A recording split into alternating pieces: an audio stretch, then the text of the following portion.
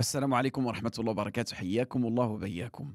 Récemment, je discutais avec un ami à moi d'origine turque et on parlait sur l'entrepreneuriat et je lui dis, moi j'ai constaté que, masha'Allah, tabarakallah, la plupart des Turcs, vous êtes dans l'entrepreneuriat et ça fait plaisir de voir énormément de musulmans qui ne se retrouvent pas, on va dire, employés dans des structures, ils ne peuvent pas pratiquer facilement leur religion. Et au fur et à mesure de la discussion, il me fait comprendre qu'en réalité, il y a un petit problème, il y a un petit hic. Il me dit que certains Turcs, étant donné qu'ils s'affilient à l'école hanafite, pour eux, il est plus ou moins autorisé de pratiquer l'intérêt usuraire. Et donc là, je lui demande quelques explications et il m'a dit personnellement, je vais te renvoyer vers des vidéos, ou je vais t'envoyer vers du contenu et tu le regarderas et tu me dis qu'est-ce que tu en penses. Bah, je lui ai dit, vas-y, khair, Inch'Allah. Et j'en profite aussi, si vous avez des vidéos ou du contenu qui peut être, on va dire, mal compris par la communauté, n'hésitez pas à le transmettre. Inch'Allah, on essaiera de l'analyser ensemble. Donc, on va regarder cette vidéo qui m'a transmis et on va l'analyser ensemble. ربا بين المولى وعبده ولا بين المسلم والحرب في دار الحرب. Donc là, c'est intéressant. Il nous dit, donc là, je pense qu'il est en train de faire l'explication d'un des bouquins de l'imam al-Quddouri, rahmatullah, un grand savant hanafite d'Irak.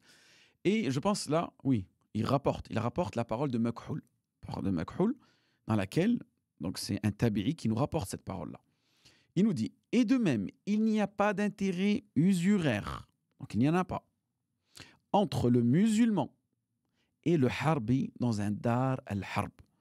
Et ce qui est intéressant, c'est que le shir, ici, il ne va en aucun cas faire l'analogie entre dar al-harb et dar al-kufr. Alors qu'ici, vous voyez, on nous met égal. C'est pour cette raison que, Inch'Allah, on va essayer de clarifier. Allah yabarik fikoum. Dar al-harb et dar al-kufr, c'est deux choses totalement différentes. Dar al-kufr, donc c'est un État non islamique. Par exemple, comme la France, dar al-kufr, c'est-à-dire que la plupart de ses habitants ne sont pas musulmans, les lois régies ne sont pas musulmanes, son gouverneur n'est pas musulman. Très bien. En revanche, dar al-harb, c'est-à-dire une terre qui est ennemie, c'est ça qui signifie, une terre qui est ennemie de façon ouvertement envers les musulmans. Et nous, aujourd'hui, dans la diplomatie moderne dans laquelle on a certains éléments. C'est-à-dire que si ce pays-là, il n'entretient pas de relations avec les pays musulmans, il n'a pas d'ambassade, il n'a pas de consulat, on ne peut pas voyager de façon sécurisée entre ces deux pays, l'accès est peut-être difficile, on se sent menacé lorsqu'on va dans ce pays-là, dans ce cas-là, ce pays est considéré comme Dar al-Harb.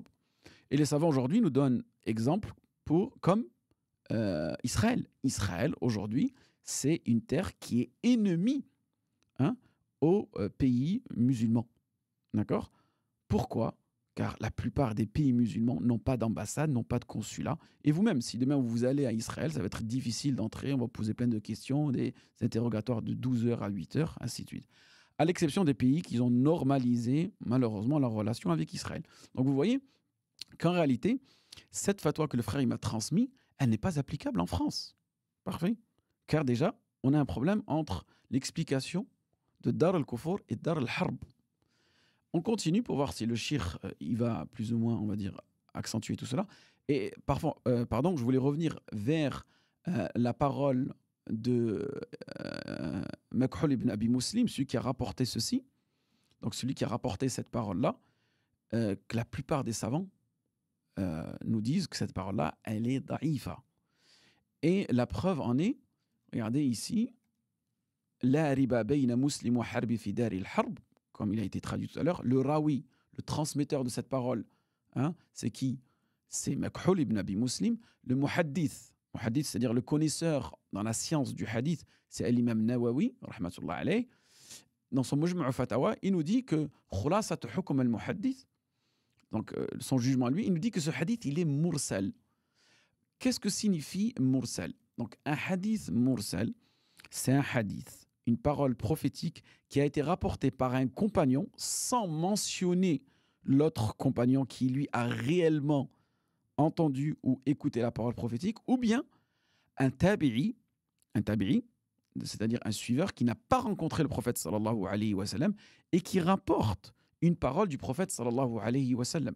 Et c'est pour cette raison que les savants ont jugé ce hadith, cette parole-là, qui est faible, da'ifa. Et il n'est pas le seul. L'imam al-Nawawi, regardez, on a l'imam al-Albani, rahmatullah, qui nous dit munkar. C'est-à-dire, il ne peut pas être accepté ce hadith. Ibn Qadama, qui nous dit qu'il est majhoul, wa ma'a dhalika mursal muhtamal. Et d'autres savants qui ont jugé ce hadith qui n'était pas authentique, qui n'était pas acceptable. Et Ibn Hajar, lorsqu'il nous parle de Makhul, donc ce tabi'i, il nous dit que c'est une personne de confiance qui est connue dans le fiqh, mais en revanche, kathirul irsal, c'est-à-dire il rapporte énormément des paroles du prophète sallallahu alayhi wa sallam sans les avoir entendues. Et l'imam Shafi'i, dans son livre Al-Umm, il nous dit que cette parole-là, elle n'est pas acceptable. Parfait. Donc là, on revient vers ce que nous expliquait le shir hanafite dans cette vidéo. Donc lui, regardez, il va pas dire que Dar al-Kufr est égal à Dar al-Harb. يعني لو أن مسلم راب مع حربي مسلم وحربي هذا الشرط في دار الحرب وليس في دار الإسلام بين مسلم وحربي في دار الإسلام لا يصح الربا بين مسلم وحربي في دار الحرب يصح الربا يعني أن أعطي الحرب 100 فبشرط أن يعطيني 110 وهذا التعامل هم يجيزونه. Donc vous voyez, ici il nous explique que la seule condition chez les Hanafites, si tu suis l'école Hanafite, et je vous dis cet avis-là aussi, il n'est pas considéré valable dans les autres écoles juridiques, l'imam Ahmed, l'imam Shafi'i, l'imam Malik, ils ne prennent pas cet avis en considération. S'il devait être pris en considération, ils mettent 3 conditions. C'est-à-dire que tu dois être dans une terre harbiya, c'est-à-dire qui est ennemie aux musulmans. D'accord ? Deuxième condition, c'est toi qui reçois les intérêts et c'est non pas toi qui donnes les intérêts. Alors que nous, en France, la plupart du temps, nous donnons des intérêts. Lorsqu'on veut emprunter de l'argent, on emprunte 100 000 euros, on se retrouve à rembourser 110, 120 000 euros. Donc, ce n'est pas autorisé selon l'école hanafite. Et troisième condition, c'est que tu sois dans une terre harbiya. Vous voyez ? Une terre qui est en guerre avec le pays musulman. Parfait. Donc là, on voit qu'en réalité, cette fatwa, elle n'est pas applicable selon l'école hanafite. Et là, vous pouvez revenir vers Kitab al-Mabsout, les Sararsi, un grand savant hanafite, rahmatullah alayh, qui a un mujallad de 30 ouvrages. Et subhanallah, ce shir, son histoire, elle est ajiba. Est-ce que vous savez que l'imam Sararsi, rahmatullah alayh, il a composé, c'est pas lui qui l'a composé, cet grand ouvrage dans le fiqh, il a été emprisonné dans un puits et ses élèves venaient le voir chaque jour et de sa science, c'est-à-dire de ce qu'il avait pu mémoriser, ils ont pu écrire plus de 30 livres dans le fiqh. Allahu Akbar. 30 ouvrages, pardon. 30 mujalladan. Allahu Akbar. Donc, khulasat al-hukum, Allah yabarik fikoum, ce qui m'a été transmis dans cette vidéo, en réalité, il y avait énormément d'imprécisions et j'espère que vous pourrez la partager, surtout aux musulmans qui suivent l'école hanafite. Et je regarde si dans la vidéo, il y a ajouté quelque chose en plus. قال هذه المعاملة بين المسلم والحربي في دار الحرب لا تسمى ربا. يسمى هذا التعامل ربا لأن أموال الحربيين مباحة لنا. Donc voilà, lui, il dit tout simplement pourquoi cela est autorisé dans l'école hanafite, parce que quand c'est une terre qui est ennemie, dans ce cas-là, tout devient halal. Pareil. Admettons aujourd'hui, regardez ce qui se passe entre comment on appelle ça, la Russie et l'Ukraine. Si la Russie, elle est amenée à prendre une partie de l'Ukraine, elle prendra et tout deviendra halal pour elle, parce qu'ils sont en ennemis. Il n'y a plus de respect entre eux. D'accord ? وهذا الحربي الذي دخلت بلد فيعاملان بينهم وبينه أن تأخذ منه زيادة.